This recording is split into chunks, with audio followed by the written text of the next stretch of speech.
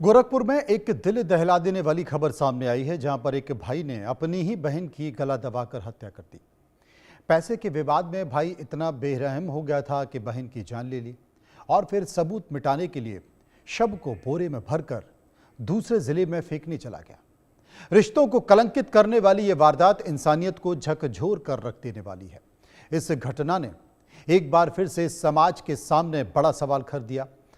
क्या पैसों की कीमत अब रिश्तों में भी ज्यादा हो गई है?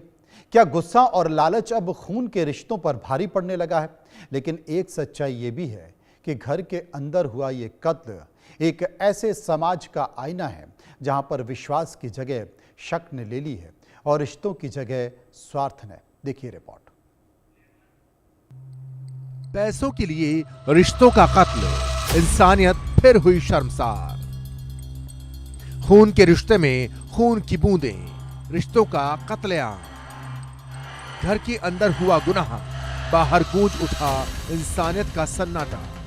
यूपी का गोरखपुर, जहां भाई बहन के पवित्र रिश्ते को कलंकित करने वाली एक वारदात ने पूरे इलाके को हिलाकर रख दिया। गोरखनाथ थाना क्षेत्र से गायब हुई युवती नीलम निषाद की गुमशुदगी का मामला अब हत्या में बदल चुका है और इस हत्या का आरोपी कोई और नहीं बल्कि नीलम का सगा भाई राम आशीष निषाद निकला। मामला 27 अक्टूबर की रात का है। नया गांव की रहने वाली नीलम निषाद घर से निकली थी, लेकिन फिर लौटी नहीं। परिवार ने गुमशुदगी की रिपोर्ट दर्ज कराई। रिपोर्ट में नीलम की बहन इसरावती देवी ने बताया कि नीलम शाम 5 बजे घर से निकली थी और रात तक नहीं लौटी। गोरखपुर गोरखनाथ थाना क्षेत्र में एक सनसनी मामला सामने आया है। सगे भाई ने अपनी ही बहन का दुपट्टे से गला घोंटकर मौत के घाट उतार दिया। जब छठ पर्व पे पूरा विश्व उस समय पूजा में लगा हुआ था, तो एक सगा भाई अपनी ही बहन का गला घोंटकर हत्या कर दिया। घर वाले जब छठ पूजा करके घर वापस आए, जब बेटी को अपने खोजना चालू किए, अपनी बहन को खोजना लोग चालू किए, तो पता लगा कि वो लापता है। पहले तो गांव में गए, घर घर गए, रिश्तेदारों में तलाशे। जब देर रात तक उसका पता नहीं चला तो गुमशुदगी की रिपोर्ट गोरखनाथ थाने में दर्ज करा दी गई।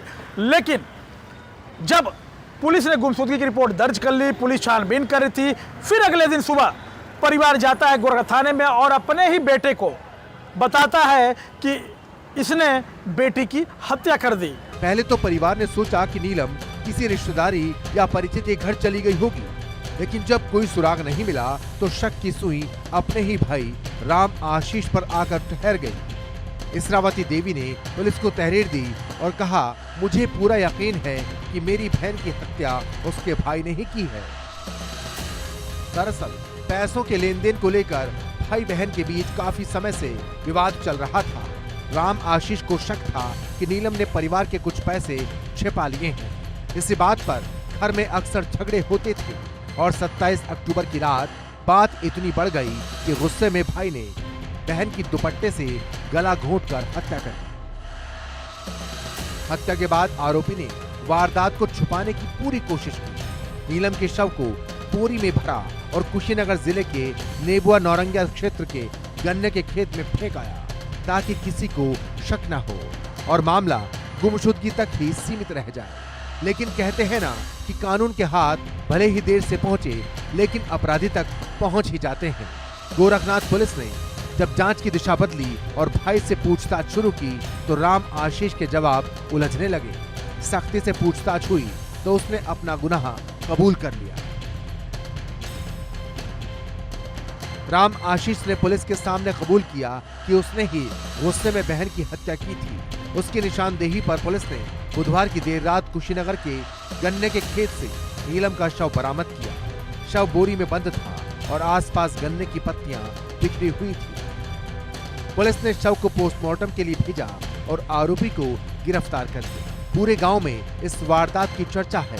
लोग हैरान हैं कि आखिर एक भाई इतना बेरहम कैसे हो सकता है। जो रिश्ता जन्म के साथ चलता है, वही रिश्ता अब खून से लाल हो गया। इंडिया न्यूज के लिए गोरखपुर से आशीष शाही की रिपोर्ट। रुकेंगे यहाँ पर कुछ पलों के लिए, वापस आएंगे तो बात करेंगे किस्सा कुर्सी का की। छोटे